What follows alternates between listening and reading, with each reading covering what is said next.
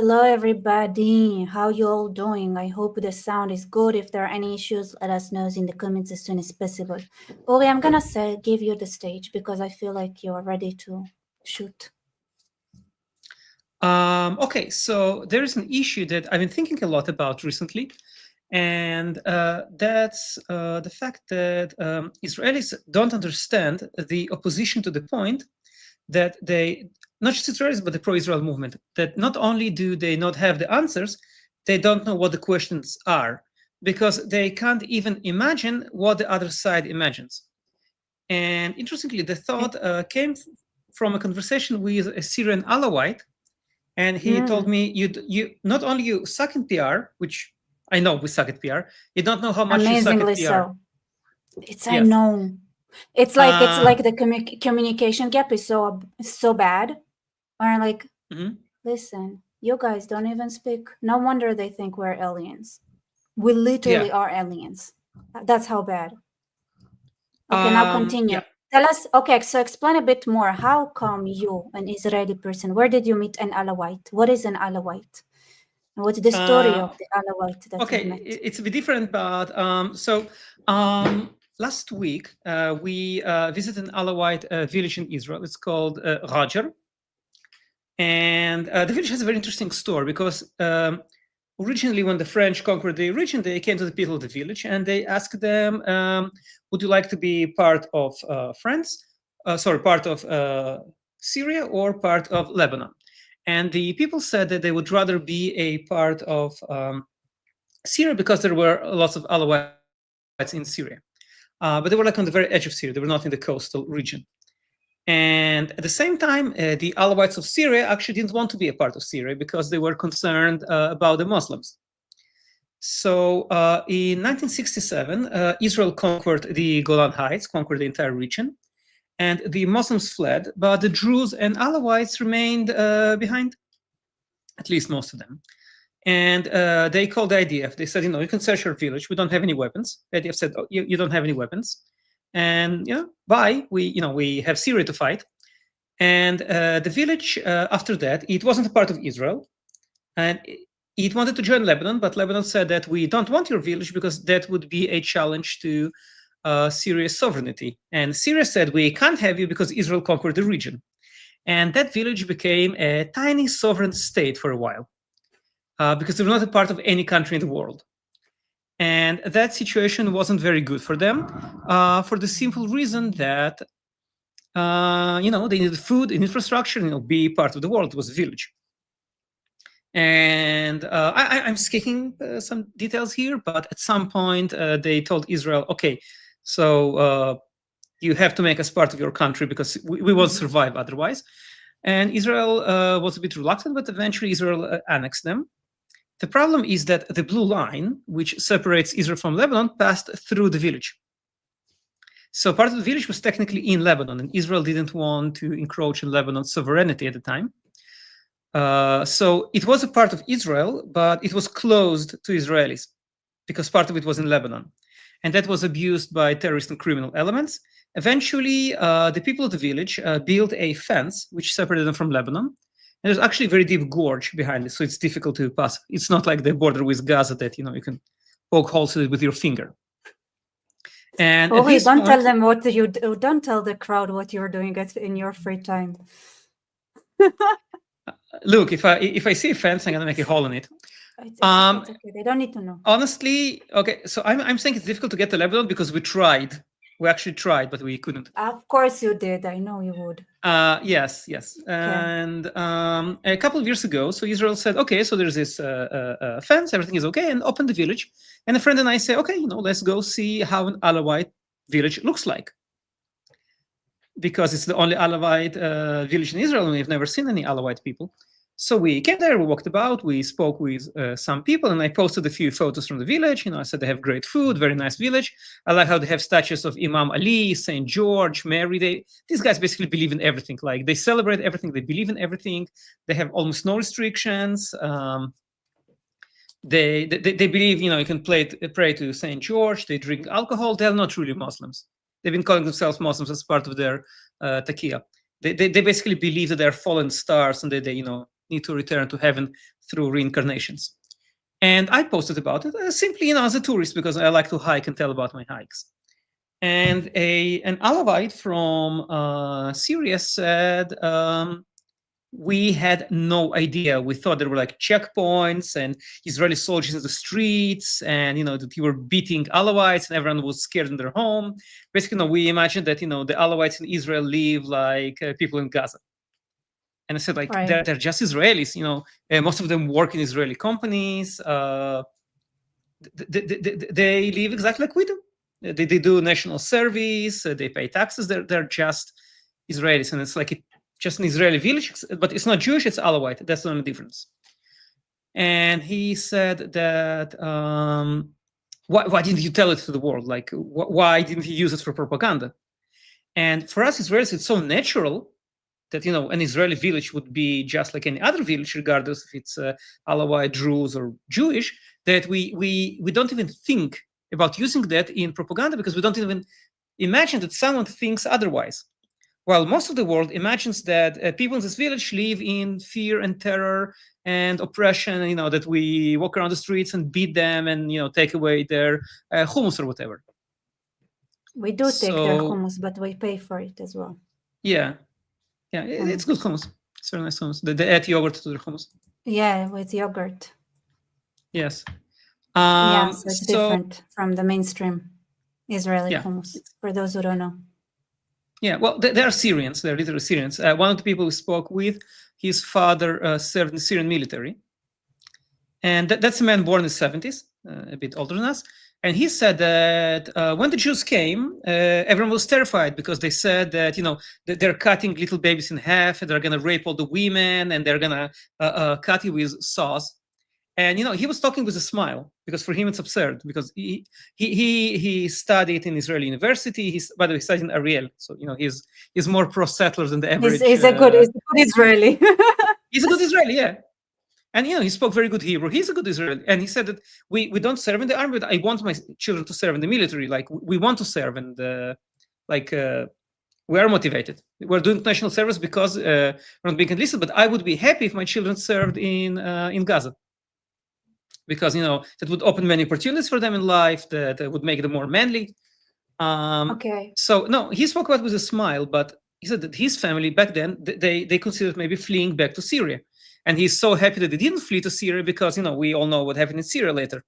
But they were this terrified of the Jews, and when we hear maybe that, that's we good smile. PR then. It's I think good. maybe we're missing the point. It's like, maybe that's the good PR. It was good PR back then. Yeah, it was. But it also came entirely from them. That wasn't a result of anything we did. So when we do have good PR, they made it up. It's like it's pure luck. Like during the 1948 war, all the fear of the Jews didn't come from what the Jews said. The Jews said, "Stay here, we'll build socialism together. We are socialists, you're socialists. Everything is going to be great." It hurts my soul every time I think about it. Thank goodness that God exists and God has different plans. They actually sent soldiers to Haifa to convince the Arabs not to flee. Yep. All the terror came from what the Arabs told themselves. Yep, all those stories. And they tried to, the thing is that they thought it would make people join the fight instead of fleeing the fight. Yeah, we always forget that, we have conception, but they also have conception. They also make mistakes. They do too, 100%. And the second thing that made me think about it is... Can I raise the bar on how bad Israeli PR is? So you remember the Druze, the situation, like the slaughter in Sweden, and how the Druze community here crossed the border and ran into Khadr, to Syria to help them. Mm-hmm. Did you ever see like the kids that came back, what they had to say?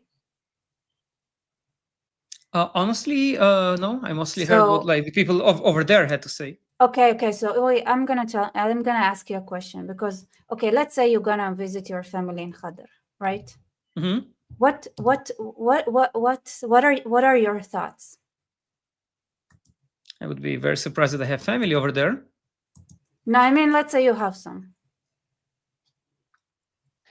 I would imagine that they're being attacked by the same people who are attacking Israel, and I would be concerned for them in the same way. Right, but like, you know what my thought was? Okay, if I had to cross the border and like take some food with you. Uri, I feel like we lost you. Uri, come back. Uri. Is it me or just Uri who is lost? Let me see. Yeah, I think it's just Uri. Well, let me say hi to everybody since we have paused. Hey, Shauna, it's amazing seeing you here. Shalom, everybody. Hello, Nidash. How is you doing? Hello, everybody. Where are you coming from around the world? Where are you coming from? Hello. Yeah, he's frozen, I've noticed. Will we come back? Will we? It's gonna come back, probably.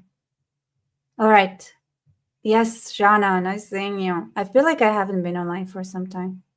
All right, where is everybody coming from? All right, we got Australia. Yes, pork hunt, amazing. Hello, welcome. Florida. Hyderabad? Nice. I didn't know it's a place, but I'm guessing. Yeah, India. I know India, but hello. Okay, let me check with Uli real quick. Yes, America, Pacific Northwest, America. Uli, where are you, Uli? Oh, here he is. He's back. We have you. Got you back. Sorry, so Detroit, we were about San my Diego, family Columbus, in Syria. Ohio. Yeah, your family in Syria. And I was saying that, you know what my first thought was? Like, okay, if I'm crossing, I'm going to bring some food with me. Would you have that thought? Honestly, no. I would think more about bringing guns with me. Yeah, well, that's better if you have some guns, but if you don't have guns. Honestly, I would talk with them in advance, and he asked them what they actually need, because after October 7, we brought a lot of food with us, and all the soldiers told us we have so much food, we don't know what to do with that. Eat the food yourself or give it to someone else. We don't need this food. You're visiting your family in Khader or whatever in Syria. Anyway, the kids that came back, right? So they started talking about like, they went there and then they said like, yeah, they wanted to offer us something to eat. And they said like, but they don't have anything to eat. And they're like, we can offer one egg. And they were like, one, like, it was so clear that they had never imagined how much richer they are. And I was like, are these like, are they like that unaware how lucky they are for being Israeli Druze? They never thought how poor the people across the border are until so it that works moment. both ways. This is also bad PR. Like kids not like people in the Druze like not knowing like, or people just not understanding the situation around them. I don't know. I think so, at least. Like they went there, right? The Druze, they were like, oh, we're gonna go back to being part of Syria, right? For a long time, that was their mantra. Did no one come and like show them like what they ate in Syria for breakfast, lunch, and dinner? I mean, just that would be like would have made them reconsider completely the way they see the world. Although I think those people are prone to very absolutist thinking. So they say if something is bad, then everything is bad about it. Israel is bad, therefore people are hungry there, because if they're bad, and all the bad things we imagine are happening there. So maybe it's part of that. No, I don't think so. Like I don't think it's the local the Druze here. It's not that they hated Israel; they just didn't realize how bad it is in the other side. Food-wise, like they couldn't imagine. They came back so shocked. It's surprising to me. Yes, which I think is also super important. That people would understand. People need to understand like what it means that when you have like a failing system. Like I think like people like at some point like, I don't know, trying to be nice or whatever, we start, I don't know, at what point do Do I people think not the understand problem what's... is that they can't even imagine what success looks like. It's not only Yeah, that that's they true. have a failing system, they can't even imagine an alternative. They can't imagine a different kind of reality. Part of it is because we have never shown them how a different kind of reality looks like. No, so okay, so I don't know, but my impression was that the Syrians were not surprised as much as the Israelis were surprised about the Syria, not the other way around. It's in our PR. It's in our PR. You know what I'm saying? Well, okay. Because Anyway, the bottom line is I don't Israelis are think just we have it uneducated. like this. I don't think the state of Israel has a PR per se. I think we just let information naturally flow out. There And is in no public randomly. relations. Yeah. There is no So strategy. There is no thinking. There is no like, you need to understand like not just that, like things that you we need don't to really know. we don't really speak as much as we just let people be aware that we exist. We don't actually not only we don't have strategy, we don't actually have any points that we try to address. Like if someone asks us a question, we answer it, but that's about it. If no one asks anything, we Right. don't say anything. Exactly. You know, this is one of the biggest problems that Israel has, and which is also an inner problem, right? So I got to talk to people from the Kaplan people, which is the left in Israel, and I got to talk to people in Beitar. And what they both had in common is they expected people to know what the inner positions are by asking and curiosity, and not by actually publishing and talking and doing a PR saying what they think.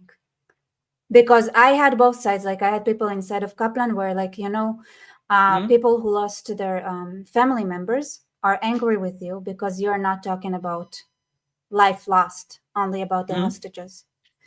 And then they were like, what do you mean? In every event we're having, we always mention them.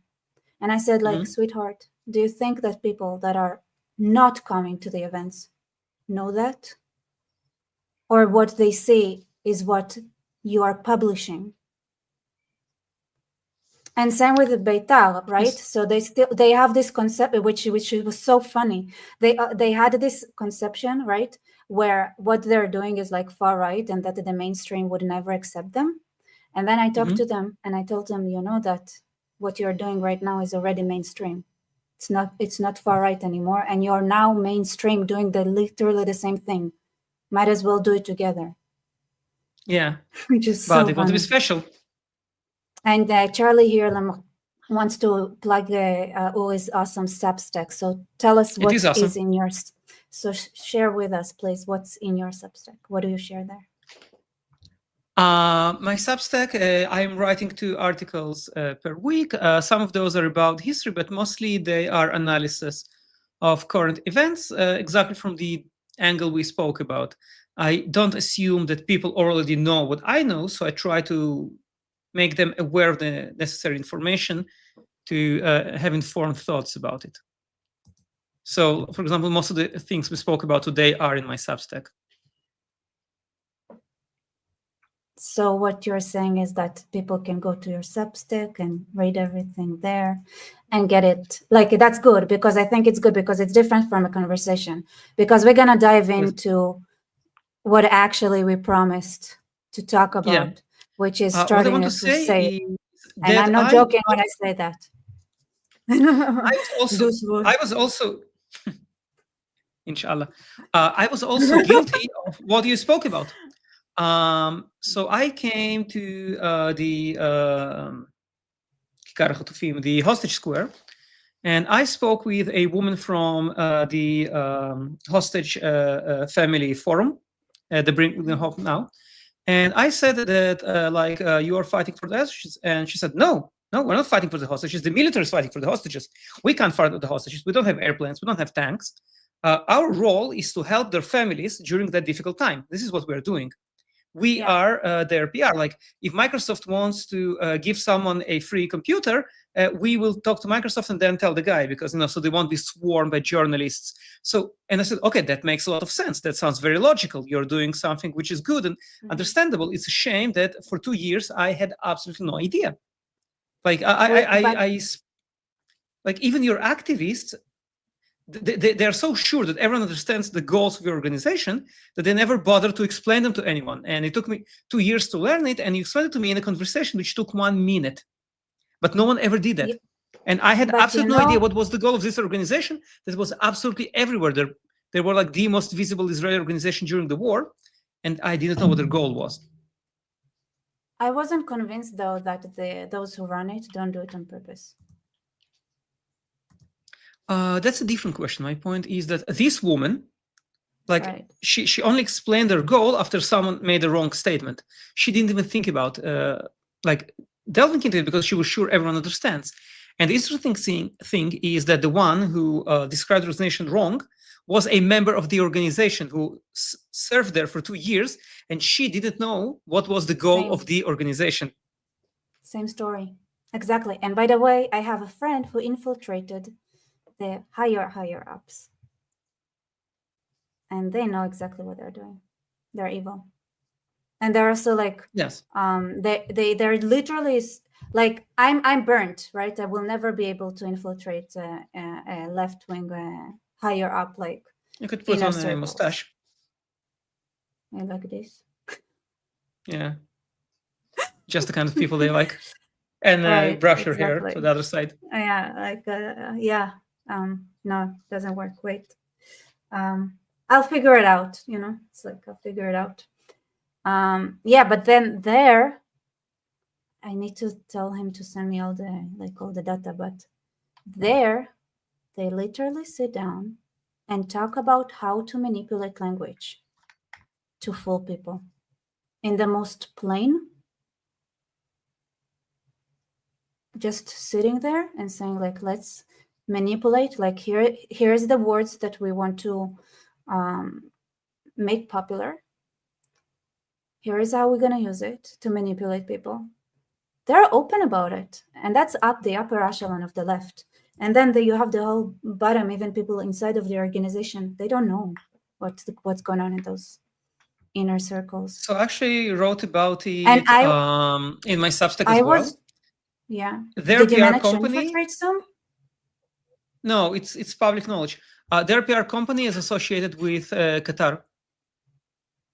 Of course. It's called the Richardson Center, and it's linked to the Qatari government. And a lot of the messages indirectly came from there. And then, if you infiltrate the inner circle of right-wing people, it looks like a bunch of wooga-woogas. Yeah, but what? Our cultures. And then on the other side, it's like, how are we going to use language to manipulate mass movements and make those who are inside the movement not know, and make sure there is no communication between the inside and the outside. And those inside will be sold different stories so that they would participate, so there would be an impression that a country is falling apart. And then there is this huge difference between people that is unnegotiable, and you guys and then make sure that they wouldn't even talk to each other. So they're using tools which were developed 100 years ago. Because we don't have any intellectual tools. We don't. They already have tools. They're armed. We're unarmed. There are more of us. Maybe we're more energetic. I started recruiting professors. They don't have any. I started recruiting for professors. I ran it by, and I told the professors that got tired of it, and I said, sweethearts, the professors are the ones that made it happen. It is your duty and responsibility to fix it. And they said, yes. Yes, ma'am. It's like Lenin said, they think they are the brains of the nation, but they're the shits of the nation. They really love Lenin. That's what he thought about them. But Lenin was a genius. Lenin was one of the people who developed those tools, but he mostly used them. Like, if you look at Marx because today, they thought they were smart, but Lenin was a genius. So all those people, like the leftists, their quality really went down recently. The new generation is mostly a bunch of morons. But for 100 years, very smart people would meet and discuss how to create machines, how to create intellectual machines to promote their ideology. They have weapons. So even if you have like a leftist idiot, he's armed. He's intellectually armed. Meanwhile, even if you have a very smart right-winger, he's disarmed.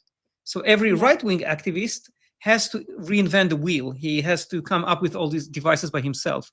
While a leftist, even he's an absolute idiot, and most of them are, has those tools. Stalin wasn't. No, we're talking about Lenin. Lenin was a genius. Yes. Lenin, not Stalin. Different people. Stalin was also very astute, but in a different way. He was very good with realpolitik. He was likable, from what I understood. He's like, but I think it's because he's Georgian. Georgians are like chameleons. You know Georgians? Well, the Georgian you culture? could certainly hear his accent. So, but here's the thing with Georgian culture, right? Georgians behave like chameleons. They read the room and they change accordingly. And it's cultural because it's a very like isolated like mountain area. So whenever you enter a room, it's like your life depends on you being able to be likable. And it's across the board. I also think it's because like just about everyone conquered Georgia with very little resistance throughout history. So, they learned to not have issues with their conquerors. Iran, Turkey, the Greeks, the Russians, like everyone invaded, everyone conquered the area. And always they were like, we will always on your side. We'll always on your side, don't fight us. Always, yes, no, always. Always. No, the Turks are bad. The Turks are bad. We love Iran. No, Iranians are bad. We love Turkey. Yeah, when I was in Russia, my dad, right, started describing how Russia should conquer the entirety of Europe and how much Paris needs to be part of Russia. And my dad was sitting talking about it, and he wants Russia to fall apart. It's so funny. Like if it was what's his real like thoughts on Russia. He doesn't like he wants it to fall apart. He doesn't care about it at all. But when we were in Russia, he was like, Russia is so amazing. Russia should take over Paris. Paris. So almost 200 years ago. My dad. Pushkin wrote, "Бежали робкие грузины." The gentle Georgians ran away. But what he didn't understand is that they ran away in the correct direction. Yeah. That's one of the things that Russians thought that Georgians are so sweet and nice and warm. And the Russians are none of those things. And Georgians are none of those things, too. But they could fool the Russians. So but Stalin, I think, he wasn't like a Georgian. His politics were a function of his ideology. I don't think his nationality. No, so he was born in Gori, and my dad claims he wasn't Georgian. He says he was Ossetian. But I checked. I think it was Georgian. But my dad doesn't. No one knows who his real father is. No one knows who his real father is. That's why. So you're saying he could be like Russian? Different opinions. I was in Stalin's bunker in Moscow. For all I know, he could be the Antichrist. We just don't know who his father is. Maybe it's the unholy spirit. Wow, I don't think so. He's not that impressive. He did a lot of damage. Yeah, but like temporary. I mean, we'll see. Not enough time has passed yet. True, but I think Islam takes the cake. So why do you need two on? Like, why does the devil need so many kids? I would argue that Islam and communism are like two halves of a certain movement. It's like the true prongs. And then you have the Nazis, which are now taken. The Nazis are also socialists. Nazis are creation of Marx. Everybody are leftists on that, yes. Because people speak about the Nazis, they are right-wing. The Nazis weren't right-wing. They didn't identify as right-wing. The fascists didn't. Why do we call them right-wing? If you ask Hitler, are you right-wing? He would tell you, no, I'm not right-wing. I'm not left-wing. I am a national socialist. That's how they self-identified. And the fascists didn't identify as right-wing. Like you won't find a single speech in which Mussolini describes his movement as right-wing. There were right-wing dictators, yes. For example, Spain was a right-wing dictatorship. They were conservatives, but they weren't fascists. It's interesting, because I think it's a square. I don't think it's a line. It's like a Lovecraftian they're like Cthulhu-like monster. Whatever. Yeah. Because one time I entered the class and I heard the kids argue if King David was left wing or right wing. And I told them, how can you use the terms left wing, King David? Oh, wow. Okay. And I told them, how can you use the terms left wing and right wing in a state which doesn't have a parliamentary system, which is not a republic?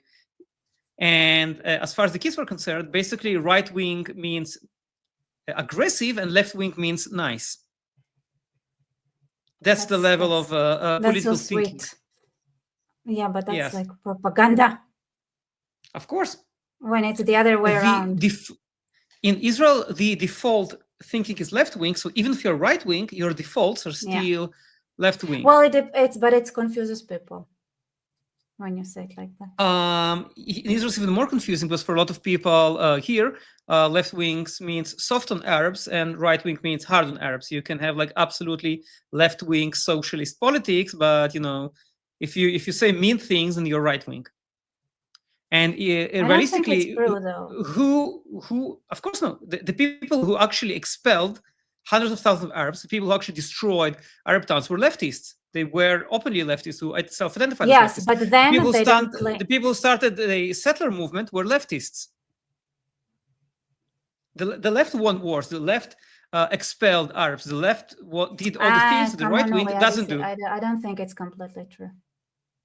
But anyway, I don't think it matters right now, honestly. Politics is boring. Right, 67, we had the left-wing prime minister. 48, we had whatever. The truth minister. Is that we have people who are ruining our countries all over.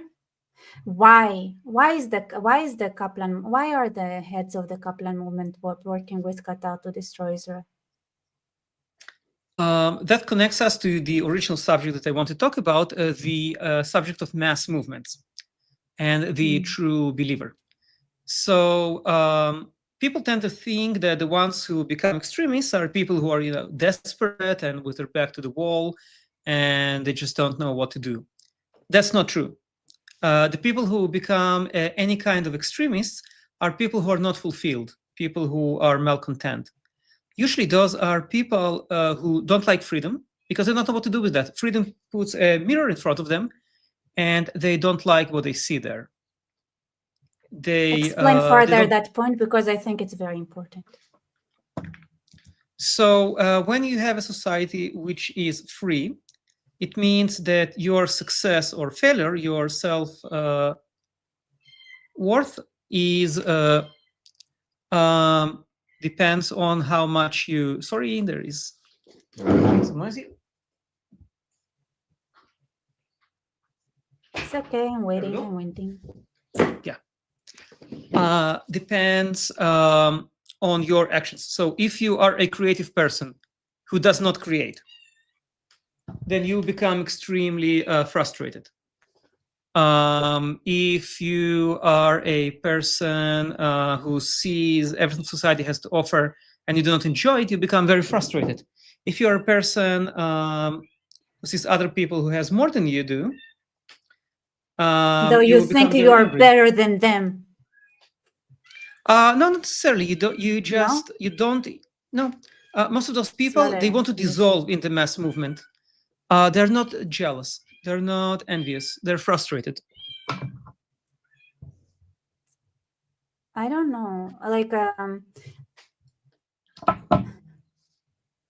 but like, can you like explain like how does freedom put a mirror in front of them? Yes, absolutely. If you are part of a mass movement, a part of a tribe, a part of a military, a part of a gang, not necessarily ideological, then the achievements of the movements are your achievements, and the wait, you have to repeat the list. You have to repeat it because you became pixelated, so you have to repeat the last paragraph. How does it put a mirror? Like how does the mechanism work? So if you are basically you have those opportunities and you don't use them to their fullest. Maybe you can't, maybe you're not interested in it, maybe they're just not satisfying to you.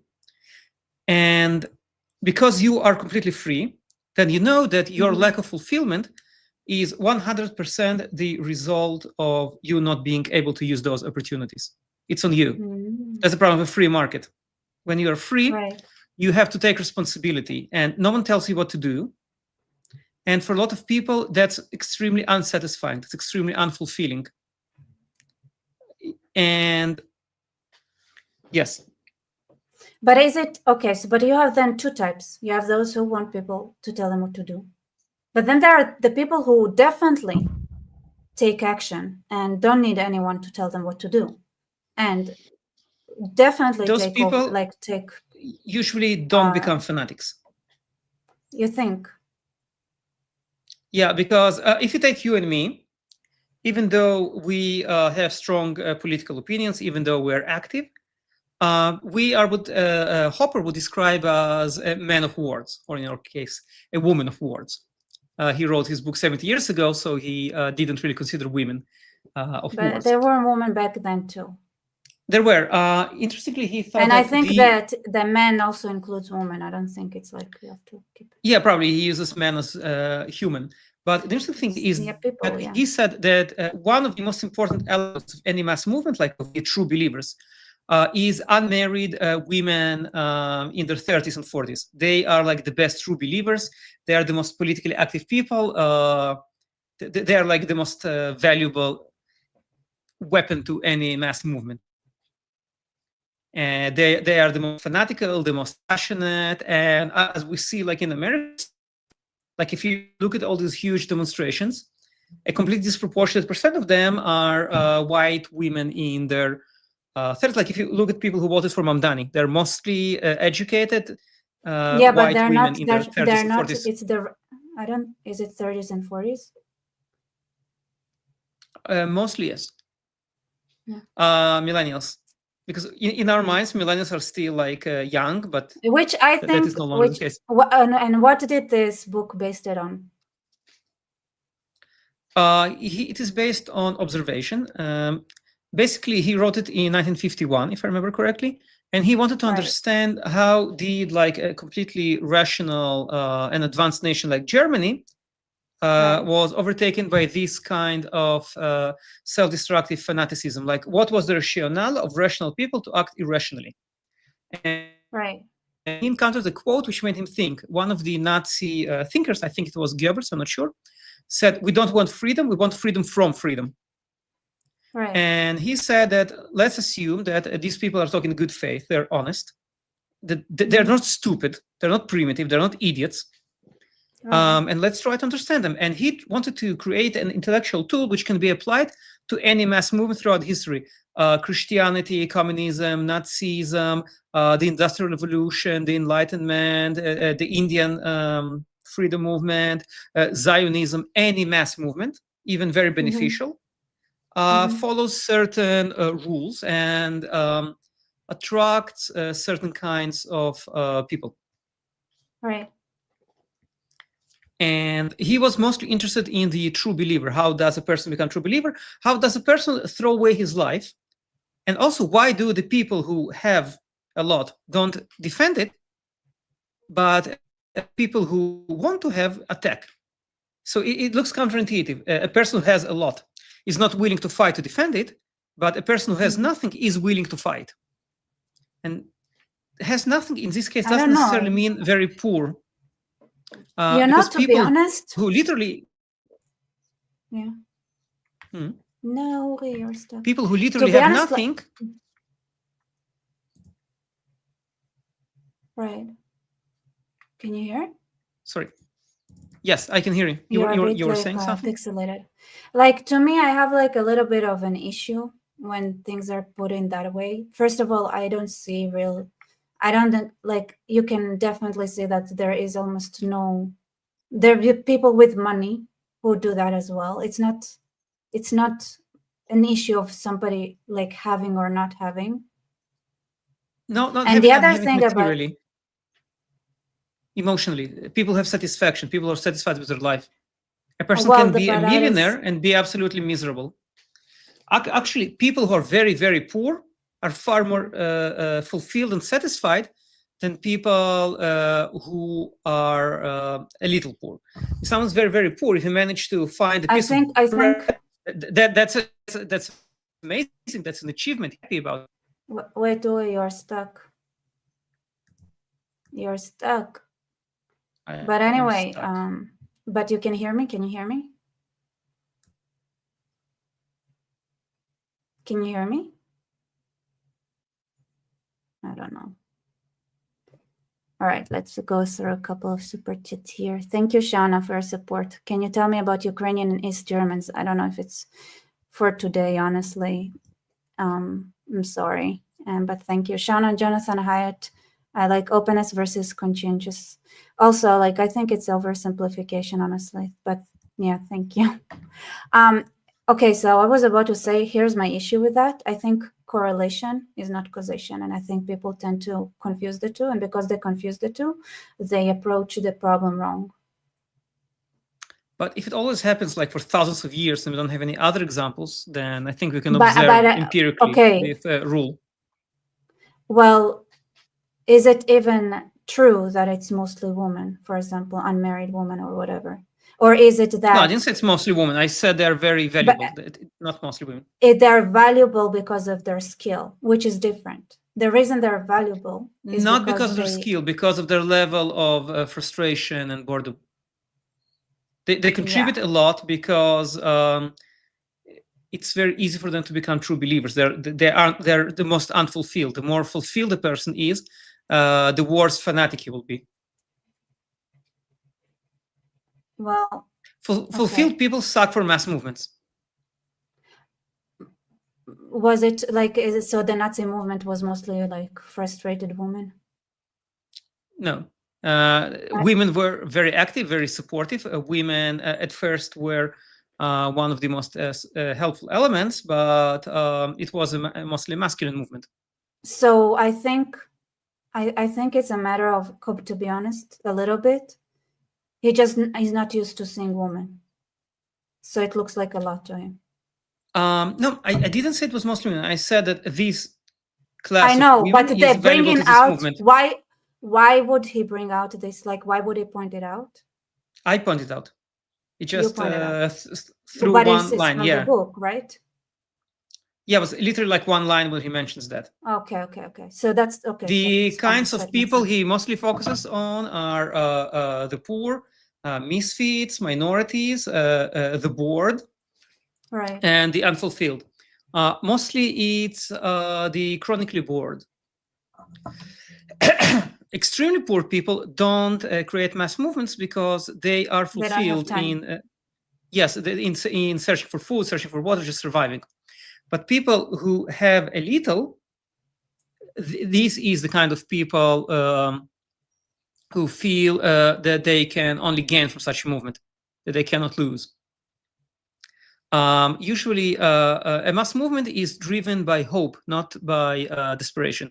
People who have despaired have given up on life. They're passive. You need people who see a very positive future and see absolutely no value in the present.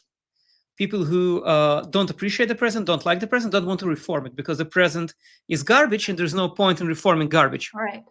And it's true for both reactionaries and radicals. What is the hope coming from? Where is the hope coming from? The hope is coming from the idea that they can, if you absolutely change reality, in the new reality, you won't be the kind of person who hates himself.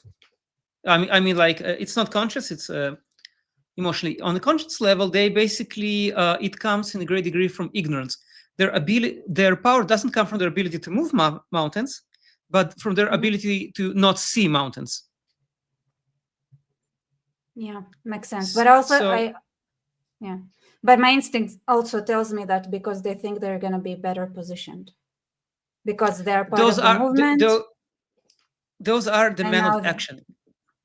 Right. So, but it's you think that those who just participate, they don't think like now, like somebody would take care of them because they were like the core.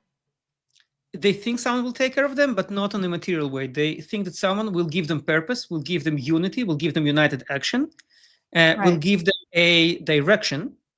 This is what they long for. They long for meaning. they're hungry for meaning. This is why many are willing even to die for those movements. It's not cynical. They're not being yeah. They're suicidal completely. selfish. Some of them are literally suicidal. No, they are literally suicidal. That's my claim in my Yes.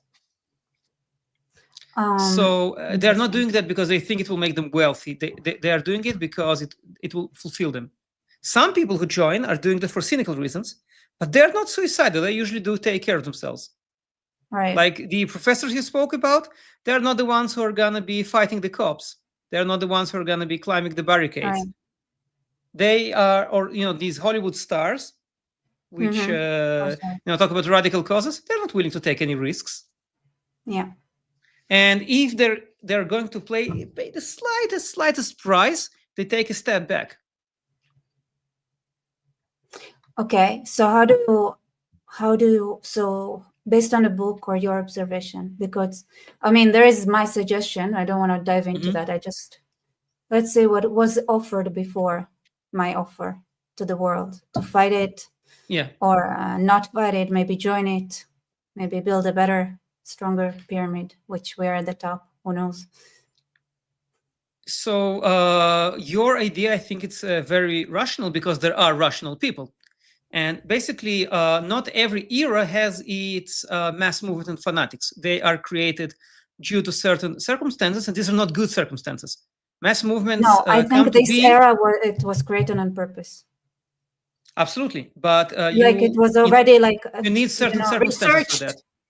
It wasn't like root grass. It was researched. It was already well documented. It was it has an history, and then people just apply a methodology that exists. Right, but you need the kind of people on whom it works. You need people who are frustrated, who are unfulfilled, who are bored, you can always who are angry. Not in sufficient quantities. Usually, but they've been doing it for decades now, so that's why, on purpose, for decades.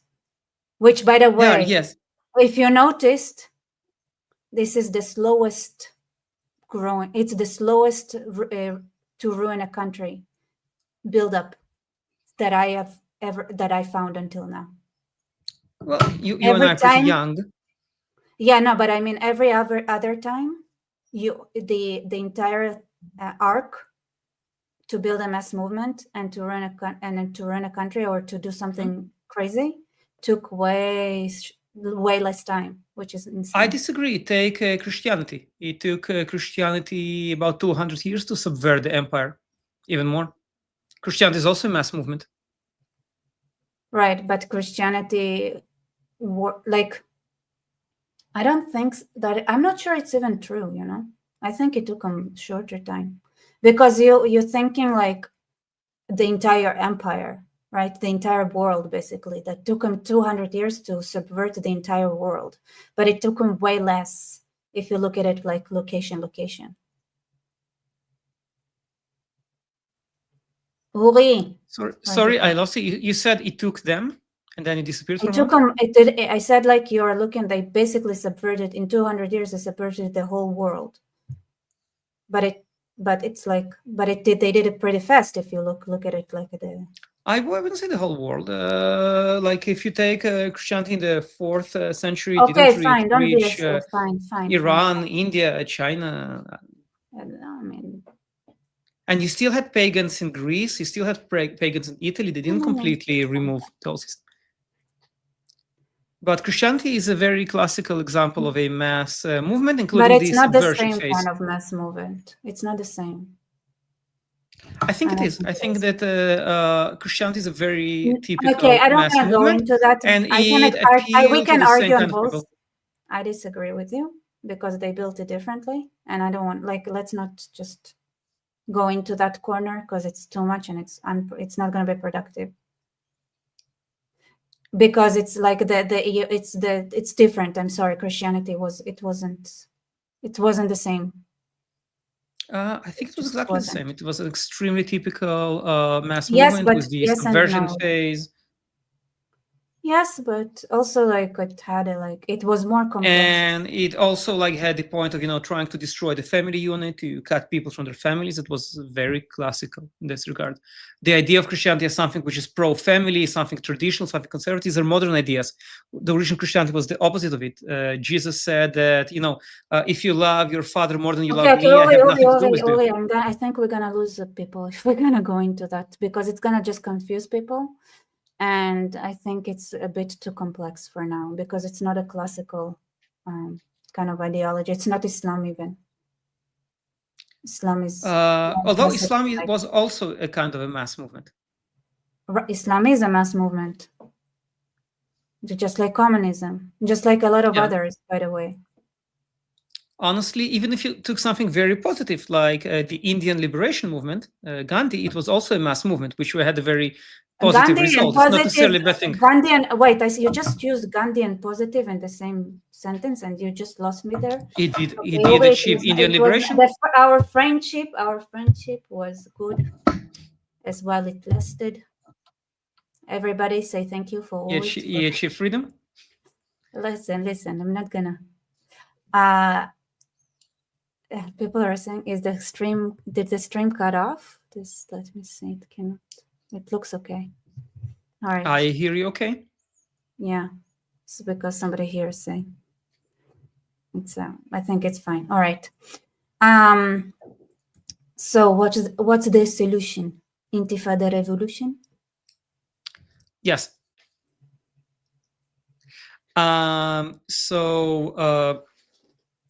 Because we are dealing. Okay. So first of all, what is the reason that we are so bad at following such movements? Because, as we said, they come from a place of hate. Who They is come we? from the pro-Israel movement, and also Okay. generally the people who want to preserve Western civilization. Let's before that. Mm-hmm. Where is the communication gap between Jews and non-Jews? Why are we It's not so between bad at it? Jews and not Jews. It's more between people who are part of a mass movement, people who are not a part of a mass movement.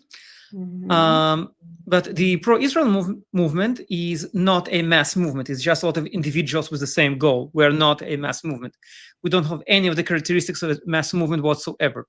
We're just a bunch of solitary people walking in the same direction and being friendly to each other. We're a bunch of friends. The mass movement erases the individual.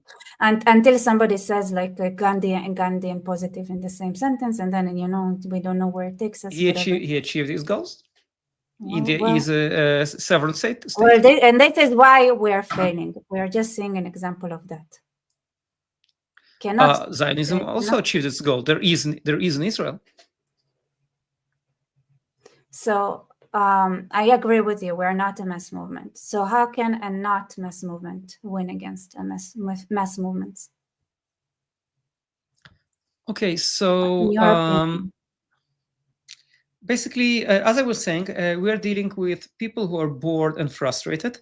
And all the good things we put before them don't bring them any joy. They're not satisfying for them. They're not interesting for them. They don't like them. If you tell someone you live in a society which gives you an opportunity to be all that you can be, then what he hears is that you live in a society in which you can fail. And I'm successful. Exactly. Ha, ha, ha, ha. But that's part of my presentation. So I think that's copying my materials. Well, I'm basing it on a book from 70 years ago. Fine. So they joined those movements in order to erase their individual goals and replace them with the goals of the movement. And as we said, the more unattainable those goals, the better it is. So if you tell him you can't achieve what you want to achieve, that will only motivate him, because his power doesn't come from being able to move the mountain, but from his inability to see the mountain. And and if you told him, let's reform the present, he likes nothing about the present. He's unhappy.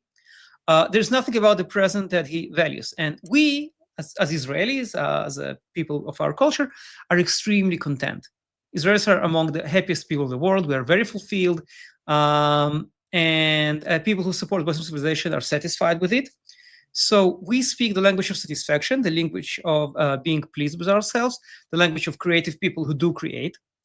And all the arguments that we use are absolutely useless because we are basically giving people advice how they can succeed in a world which they want to destroy.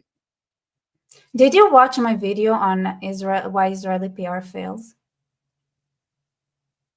Did you watch my video? I had a video on why Israeli PR fails. No, I don't think I watched this one. Did you know what I said in the beginning? If I didn't watch it, it would be difficult for me to know. Unfortunately, mind reading is not one of my many skills. Uri, you should really develop better skills in mind reading and stuff. I'm a big fan of the X-Men, but reading the comics didn't give me any powers. Anyway, what I'm saying is, when I started it, I said like the main reason that we're failing is like a lack of empathy. We see what we want, but not what other people need.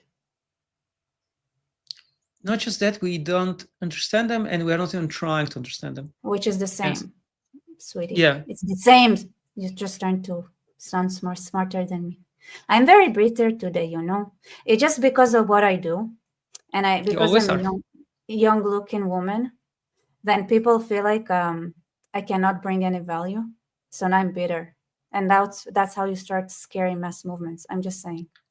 Yes, you are in the ideal position to become a true believer. Me, a true believer? Yes. You're me. Of what? You're angry. People don't take you seriously. Are you joking? You want to create a world in which it will not be like that? Oh, listen. What I said is, if a true believer can be the main dictator, then sure. A woman, I don't think dictators are not the true believers. Dictators are the people who exploit them. Exactly. I'll never be a true believer. That's what I'm saying. Ever. How can I be just because I'm a woman, you sexist? Never be one. You absolutely can be a true believer. I don't think you'll be a dictator because you are not involved in politics directly. Oh. Being a dictator requires taking a lot of direct actions. Just wait and see, Uri. When I get angry, I promise to people I'll become a dictator. Unless they cooperate and act nice. Anyway. I think dictators are not the people who are angry, they are people who are ambitious. Well, I'm not. Do I look angry to you? Though you're a little bit annoying. Kinda. But that's the Uri thing. It's not the world. It's just. We'll see about that. Okay, so I want to tell you about a certain experiment which is very relevant to that. It looks like a bit of a side issue. You see, bow right now. Rebecca is our queen. Thank you, Shauna. Thank you. A queen is not a dictator. A queen is a kind of a regime. A queen is hereditary. I'm just thinking. You're trying to kill me with your mind powers? Exactly, yeah. Like in Scanners? It's a good movie. Anyway. So I want to use like an experiment to illustrate it. Illustrate what? The point I'm trying to make about what different kinds of people. Is it? Wait. First, what is the way? Is there a way to fight against the mass movement bullshit we are seeing right now? Yes, you can disrupt it. How? Okay, so I have considered several methods. First of all, you need to understand that a mass movement is like an army. It has generals, it has officers, and it has the soldiers. Soldiers are tough. They're fanatics, they're true believers. There's very little you can do to affect those people. They're mostly motivated by their hate. A mass movement doesn't have to have God, but it must have a devil. And the devil is usually Jews. So those people, you can't really intimidate them, but the people who inspire them, who lead them, they are not true believers. They are not fanatics. They live very good lives. They live very fulfilled lives. It's a game for them. They entertain themselves. And I'm talking about the academia, media, and Hollywood. And it's extremely easy to make those people less active. Create the slightest discomfort for them, and they will start considering their actions. I'm not talking about putting bombs under cars. I'm talking about, if someone doesn't I get a thought job. about putting a pea under their bed, but like under the 100 mattresses, just put like a 1p. Probably. Yeah, do that, and they Get them back in won't line. sleep, and Yeah. they will just become They're spiritually like, oh broken. my God, exactly. Better Yeah. behave, better start behaving. So, by the way, notice interesting thing. You have like pretty influential people like Tucker Carlson or Candice. They never bring people into the street. They don't create a mass movement. They just have an audience, but What they don't about have Fuentes? fanatics. Huh? What about Fuentes? Fuentes has the potential to create a mass movement, but he also didn't create big demonstrations. People like him did bring out some people when you had the United Right rally, but mostly it's the far left. So these people who are not really right, but the Do you know what's alt-right, the difference? they don't really have this capacity. In what sense? Why? They don't really have true believers. They just have an audience. All right, but why? Why is it that they cannot rally people like the left? I think because right now because they don't have those systems which were created by the left over a century. They already have a system of volunteers, of community organizers, of these grassroots movements. People like Fuentes doesn't have that. He just has an audience. He doesn't have like organized brigades of people who can whistle and they will come out. They don't have PR companies which work full time to do that. They don't have like buses that can bring people somewhere. So even if he has more audience than some leftist professor, he can't mobilize people. Tucker Carlson or Candice Owens, with their millions upon millions of viewers, can't get 100 people in the street. And meanwhile, when you had like this idiotic, pussy hat people during Trump's previous presidency, they could easily bring out like 20 million people in the streets because they already have all the existing infrastructure for that. It's like an army. They're like soldiers in an army. So how important is groundwork? Extremely important. It's basically the most important thing. It used to be, but the thing is, when Hopper wrote his book, then the way you did it was to go to the town square and bring leaflets and talk to people. Today, and then you had groups. Internet. With the internet, you're all welcome. By the way, we're building our own ground movement. Yes. So it's a new world, and honestly, not enough time has passed for us to really know. But a few points which I wanted to bring is that first of all, we can use our platforms to do it. And by the way, I got like a lot of leads already in this 2 months that I've been running it. You have no idea how far I got. You'd be like, what the fuck? But that's offline. So guys, groundwork. We'll explain more as we go in, but yeah. So a few things that I wanted to raise is that, first of all, those movements come from people who lack fulfillment, and their problems are emotional, not rational. Rational arguments are absolutely useless against them, and you can't speak to their self-interest because they want to lose they have the no self. self. Yes, exactly. There they is want no to be part of the mass self-interest movement. without a self. They want to dissolve in it. So you want to adopt an emotional and graphic language instead of the rational language. It's not a debate. Like, you can't convince a true believer, but Shana, groundworking is mostly done by one. You're a woman and you didn't show up. You didn't show up, Shana. So talk to me. I want to see you. So I want to see the woman. You were angry at me when I said the same thing.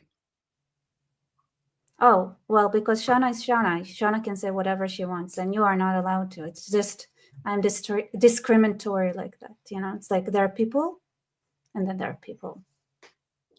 Discrimination also radicalizes people. Right.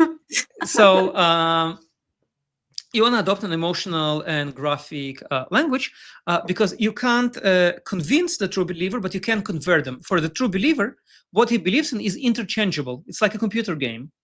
A fanatical communist can become a fanatical Nazi.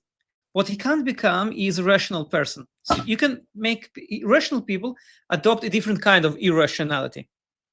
You can't make them rational because they don't have this quality. They're a different kind of creature. But you can convert them.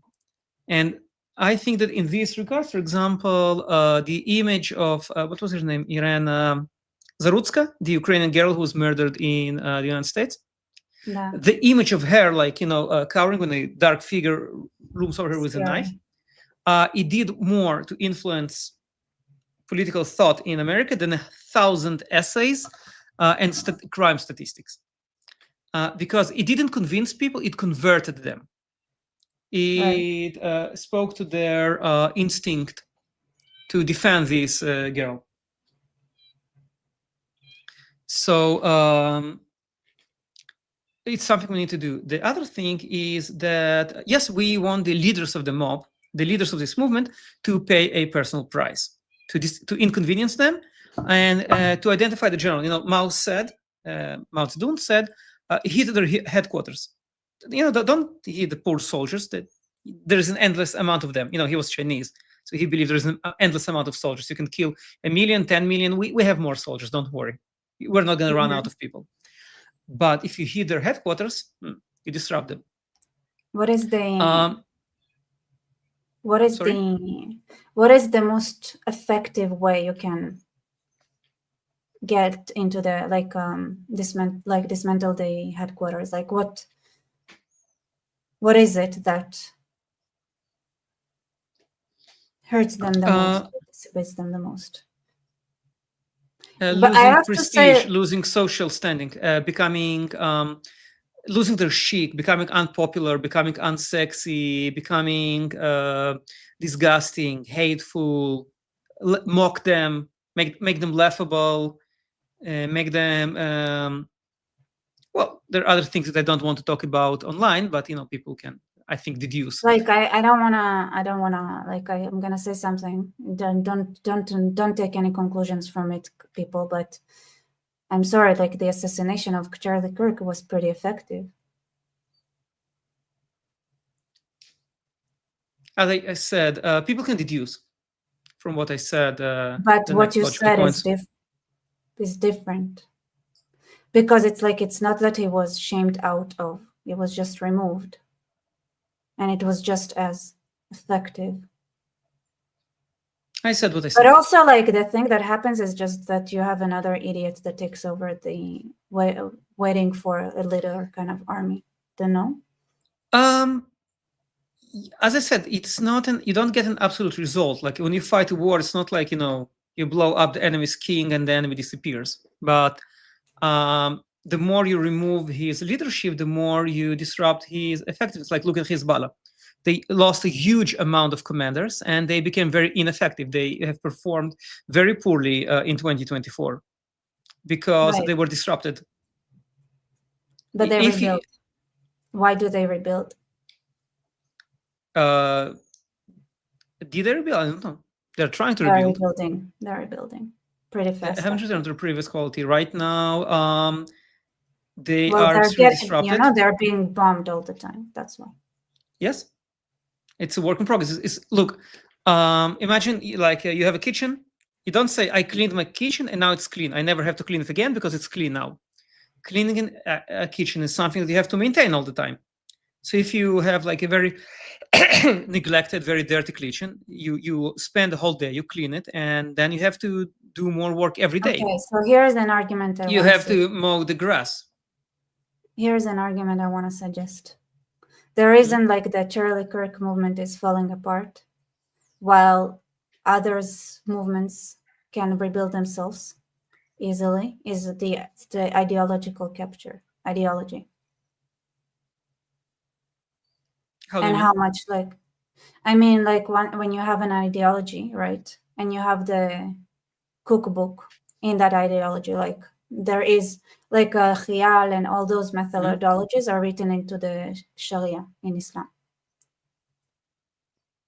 Like how to take over. If someone killed Muhammad early in the history of the movement, like before the Hijrah, maybe the movement would have died out. Who knows? Yeah, but the movement almost died out after Muhammad, but they revived it by taking the ideology. So that's how it revives. How to specifically, Charlie Kirk didn't really create an ideology; he created exactly an organization. So it failed.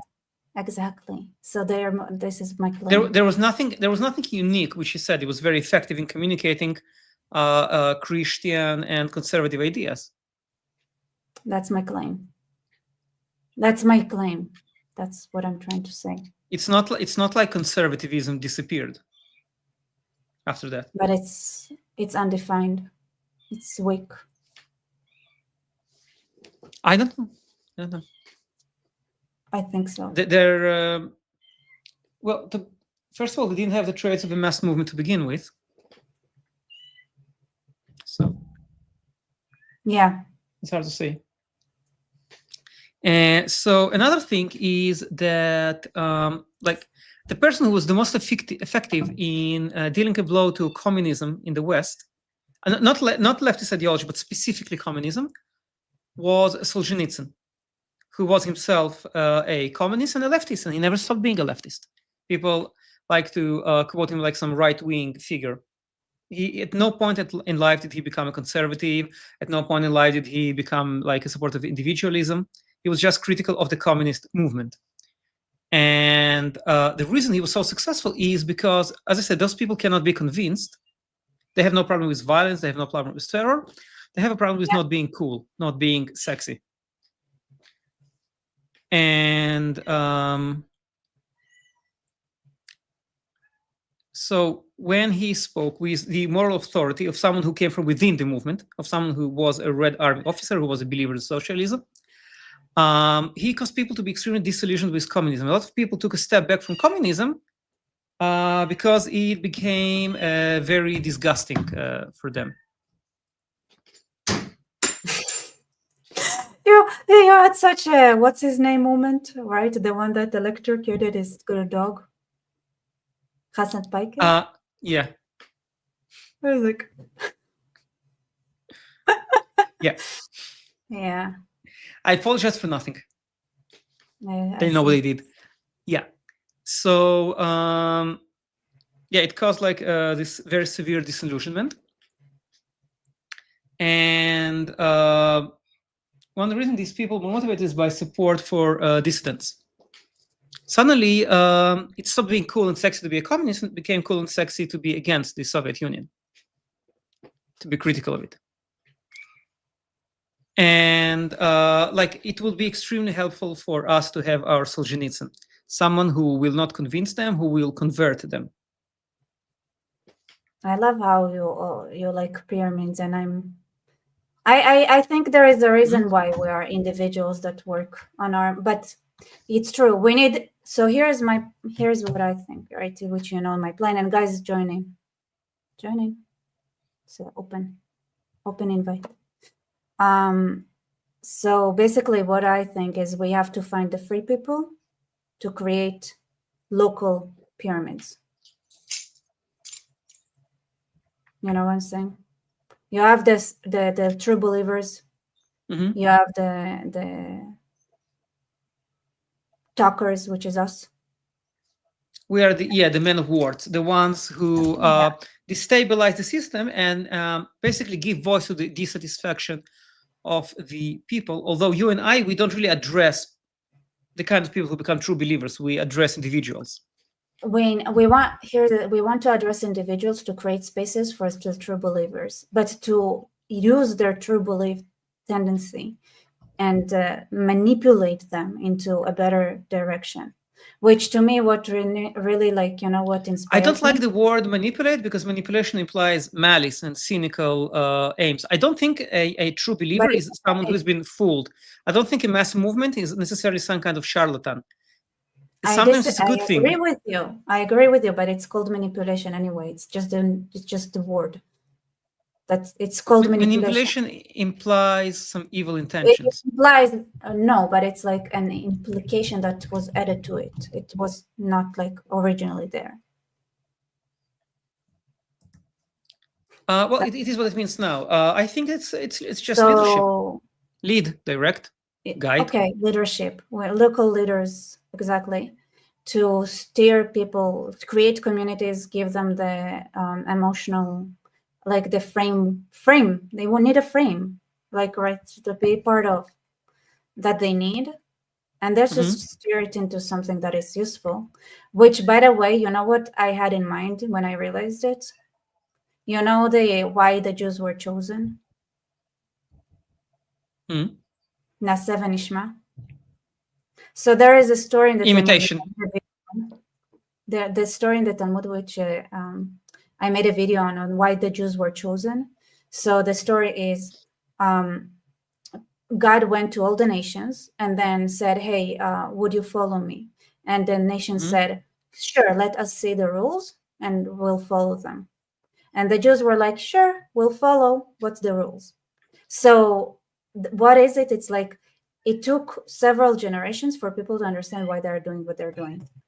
So they did something not knowing why, and only after some time that they had done it could they realize like it became enough of a natural habit and also like inner truth for them to understand what was the meaning and why it was so powerful. So Imitation. they That's did. how people learn. Right. So here's what I when I Basically, talk. the less satisfaction we derive from being ourselves, the greater is our desire to be like others. So first you need to be unsatisfied with yourself, and then you see something which you want to imitate. And that something can be No, positive. It could be something it's good. not.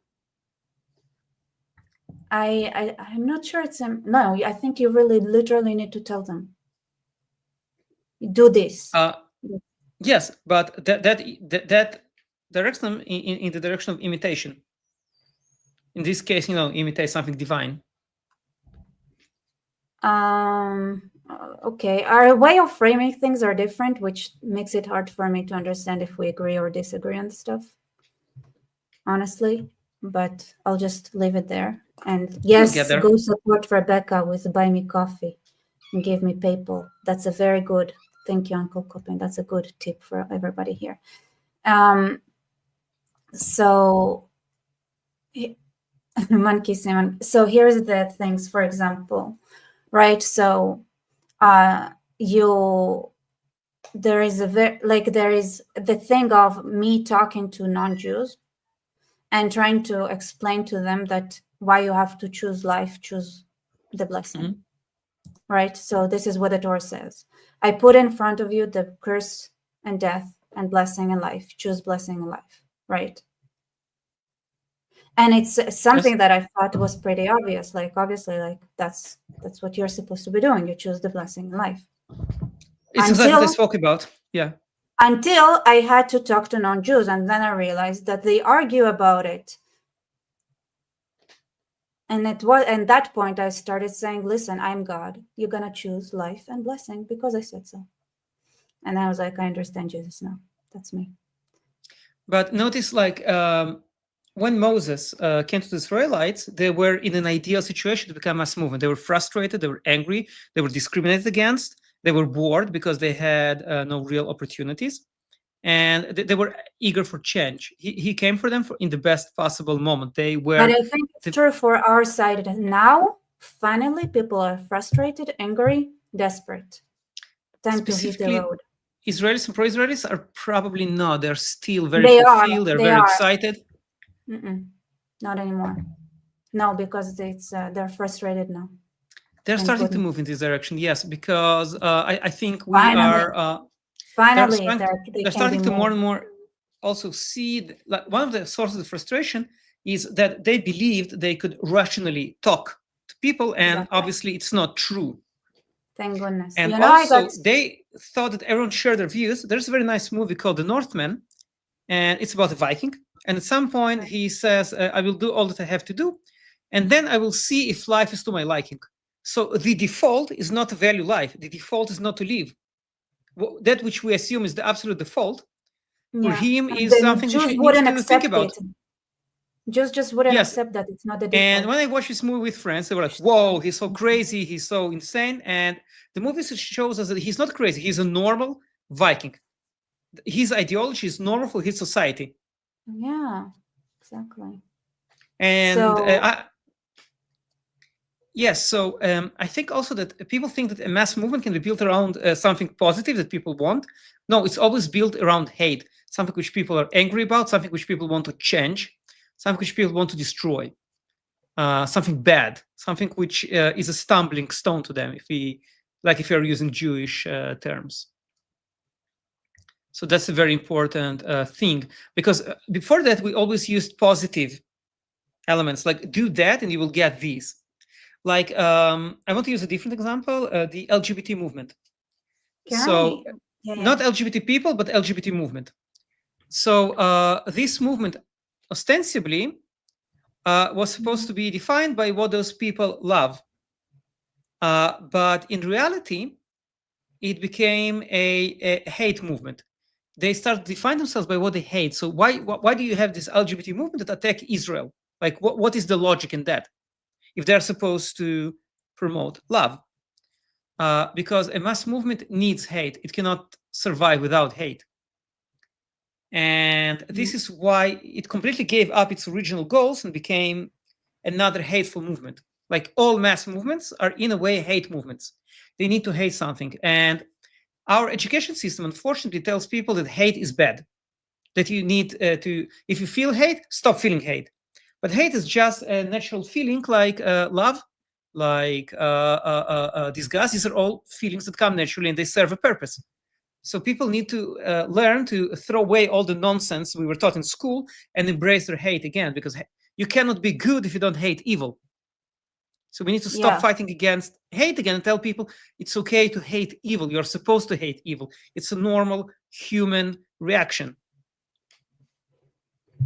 And I Your was, mind and sorry, yeah. wording works so differently, which is why one of the reasons like that I love the fact that I give a framework and then right that we can cooperate and build our room where we like coordinate all those things.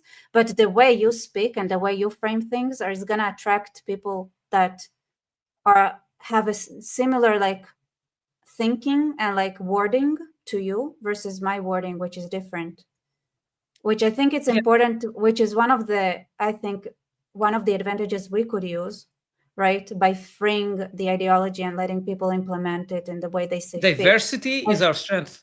exactly, diversity is our strength, as long as they have choose the life, choose life, choose the blessing, fight, like right, chase justice and hate evil mindset. So And for me it's easier to say chase justice. For you it might be easier to say hate evil. yes, But in the end of the day, right, the one of the fun things about freedom of implementation is that some people would gravitate to my perspective and some to yours, but the goal is the same, the ideology is the same, the way that we want to see the world succeeding, thriving, right, um, you need to is remove the super stumbling important. stones. Like you want to Exactly. show people the way towards success. I want to show them how to remove the stumbling stones on the way. And there was another thing that in this regard that really made me angry. You want It's to not hear me difficult to make me getting angry. angry? You're always angry. I want That's to your bring you secret. like, no, because it's not. It's just reading. So somebody shared in the one of the inner groups Mm-hmm. an article with our like one of the people in the group, and it talks about anti-Semites are receiving massive funding. We're losing this war. At the Israel Hayom conference in New York, whatever. I'm going to skip some details. Words of demographic shifts and rising anti-Semitism, urging Jewish leaders to unite, prepare, and build a new generation connected to Israel, which I lovingly wrote back to because Mm-hmm. it was like 6 a.m. So I was volatile. There is a real reason why we fail in this war. Our side refuses to do what could work, constantly choosing what sounds good instead of what reality Mm-hmm. requires. I know exactly what the anti-West side is doing. Our side is unwilling, unwanting, and will keep itself in a cycle of genocide it's been on for millennia now.